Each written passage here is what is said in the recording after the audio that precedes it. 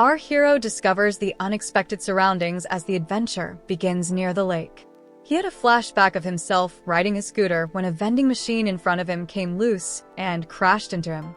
Initially taken aback by his survival, he quickly realizes he is paralyzed. It hits him like a ton of bricks, his voice beckoning customers to use him. Only now he's a vending machine. His unexpected joy at his transformed self is borne out by the fact that he was once a vending machine nut.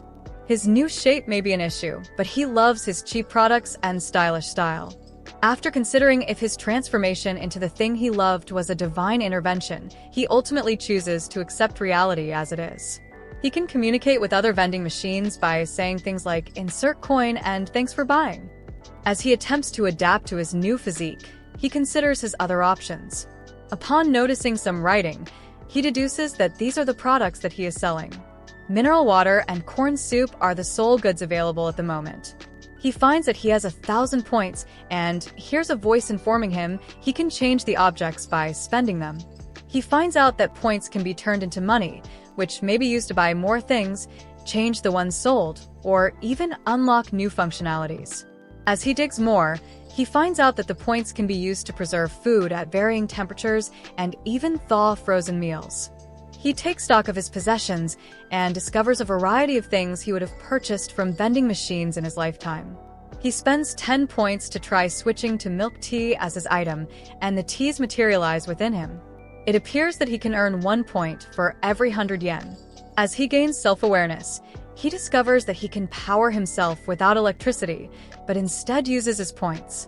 1 point every hour adds up to 24 points in a day for him. He can keep running for around a month with his remaining 990 points, but he is hesitant to do so until he has a more reliable source of revenue. After only 1 day, though, he begins to panic at the thought that no one will ever use him due to his realization that he is in the middle of nowhere. Just then, a gigantic frog materializes. It comes up to him, but his voice catches it off guard as it welcomes it. The frog begins to strike him with its club, reducing his durability.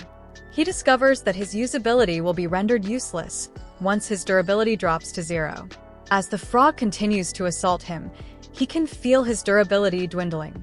He is taken aback by the presence of magic in this planet after noticing a magic stat. He figures the frog would become tired and leave him alone since he can fix his durability with his points, but the frog unexpectedly summons its companions. When he sees the frog's axes, he becomes terrified and searches for a rescue function, but finds none. He is being pummeled by the frogs until he had an epiphany. He can receive a blessing from God. With his capacity to select from a variety of skills, he acquires the barrier ability and drives the frogs away. He believes he is unbeatable, but his points quickly deplete as the frogs relentlessly assault him. He stays alive when the frogs get bored. We can see that he is down to 311 points after using them to restore his durability. Even though he hasn't made a sale in a few days, a female shows up out of nowhere. She claims she isn't suited for a life of hunting, but as she becomes aware that she is starving, she goes on high alert. She apparently went in search of frogs, but thus far, her efforts have been fruitless. Despite her awareness of the vending machine, she knows little about its capabilities. His voice unexpectedly greets her and instructs her to insert a penny, shocking her. Curious about the kind of coins needed, the girl asks. He finds out he needs to get the coin conversion feature after she tries with a copper coin, and it doesn't work. He picks up the talent for 100 points in no time, and his prices shift, so the girl sees that it will cost her 1 silver coin. She is so hungry that she decides to give it a go despite her reservations about the price. The female selects his soup item, and he gets giddy with excitement at making his first sale. She removes it from his grasp and is taken aback by how hot it remains. After giving the soup a taste, she exclaims that it's the best she's had thus far. The girl is curious about his other possessions, and he is elated to have brought her such delight. Not only does she like his milk tea, but she also buys additional corn soups. 6 silver coins, or 60 points, are the result of his efforts. Because he values her as a valuable customer, he puts up a barrier to keep the girl from falling asleep next to him. Upon awakening, the girl expresses her gratitude for the generous food, and is shocked by the sound of his voice. She is curious about his speech abilities. She knows someone who creates magical instruments, therefore she is concerned that he may be limited to saying only specific lines. They figure out a system where he says hello when he wants to confirm anything and thank you when he wants to decline. Once she discovers he understands her, she goes by the name Lammies and makes an effort to get to know him better. She chooses the nickname Boxo since he is unable to reveal his real identity to her. Concerned that he may be lonely, she proposes relocating him. After he gives his assent, the female abruptly takes him up. Despite his disbelief at her strength, he is relieved to be able to move. It was revealed that Lammies possesses the blessing of might, which accounts for her extraordinary strength. After a while, she takes a break and wants more corn soup. However, he finds it to be really full and decides to get her something else. Lammies is taken aback by the ability to change his stuff, so she decides to give it a go. It's a can of potato chips, and she thinks they're great. She eats more than one can, and he gets his score back up to 320. They return to the village, where the guards are curious about her return. She claims to have discovered it near the lake and describes it as a mystical artifact with the ability to trade goods for money. When she asks the guards if it's alright to keep, they say it's common practice for anyone finds an item in a dungeon to claim it as their own.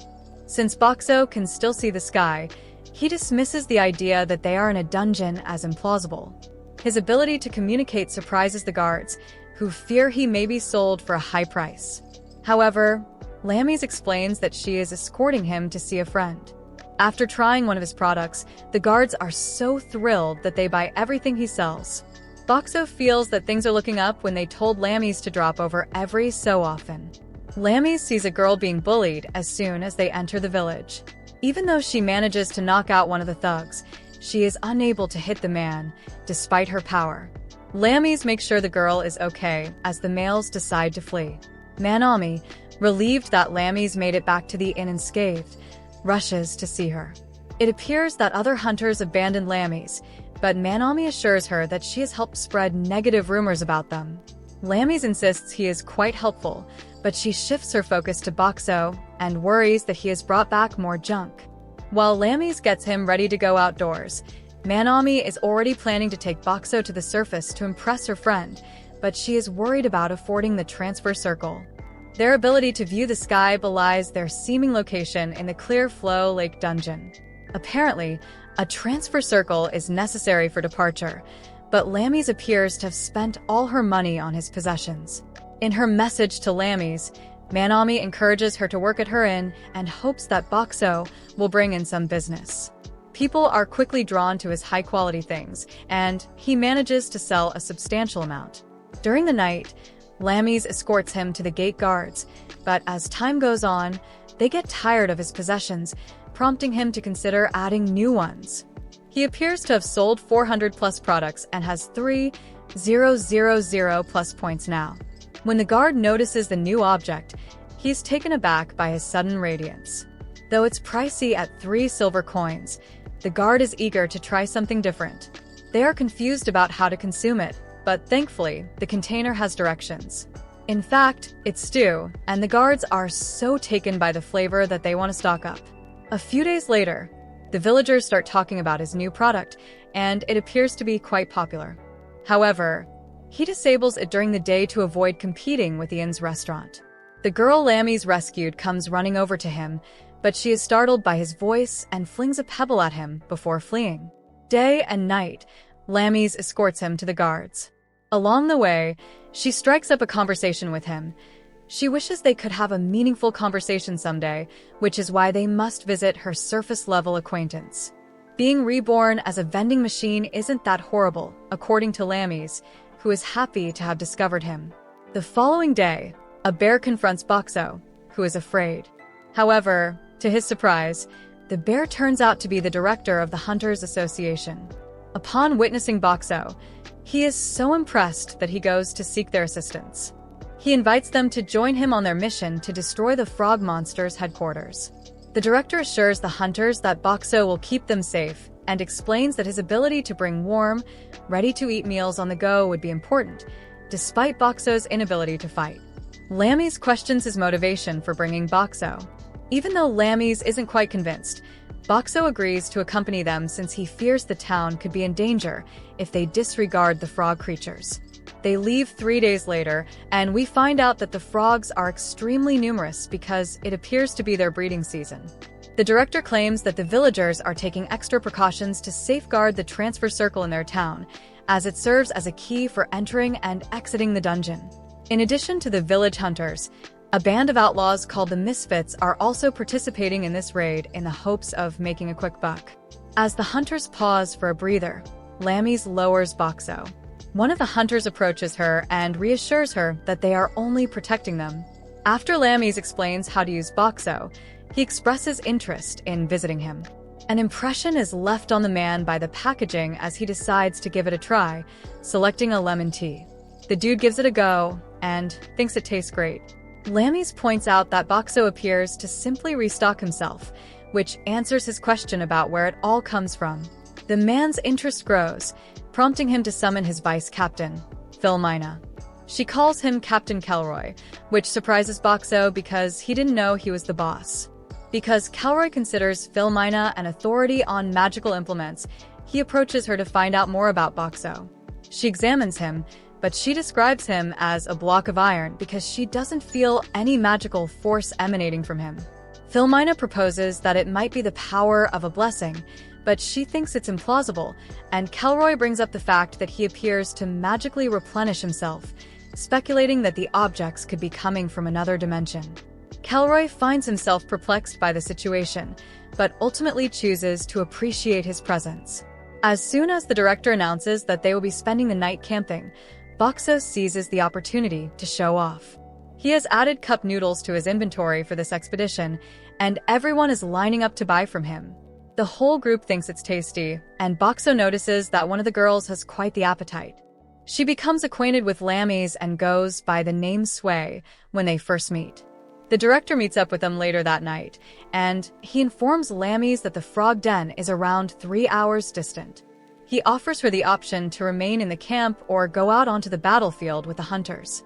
Although she is concerned about Boxo, Lammy's is fine with traveling because she is a hunter too. But Boxo insists he's fine with it, so they both decide to fight. The frog base is reached the following day, but they are encumbered by a dense mist and forced to traverse muddy terrain. As soon as the director gives the order to attack, the hunters begin to eliminate the frogs. Kelroy motivates his troops by promising them a bonus for every kill they make. Boxo feels bad for Lammy's since she has problems getting hits, even though she wants to perform well. A frog darts towards her out of nowhere, but she effortlessly swats it away. Having Boxo on her back appears to be improving her balance, and she is shocked she managed to land a hit. The Misfit squad kills the frogs one by one, then Philmina uses her water magic to kill 3 of them simultaneously. In any case, Kelroy is perplexed by the sudden influx of frogs. Boxo becomes concerned as we notice they are encircled. As Sway defends Lammy's from the oncoming frogs, one of the amphibians unexpectedly lunges for her. Lammy's gets ready to defend her, but the frog is blown away by Boxo's barrier. Boxo is relieved that he shielded the girls from harm, but they are perplexed and mystified by the barrier. In order to broaden his perspective, he spends 1,000 points on a new ability. While Lammy's warns him to keep an eye on her, Kelroy remarks on her strength. Hearing this makes Lammy's flush, and Boxo tries to alert her that they are under attack, but she is too preoccupied to pay attention, so he uses his barrier to ward off the attackers once more. Seeing the barrier astounded Kelroy, and Lamas's explanation that it must be Boxo's power piqued Kelroy's interest even further. But Boxo has concerns that he could be harmful.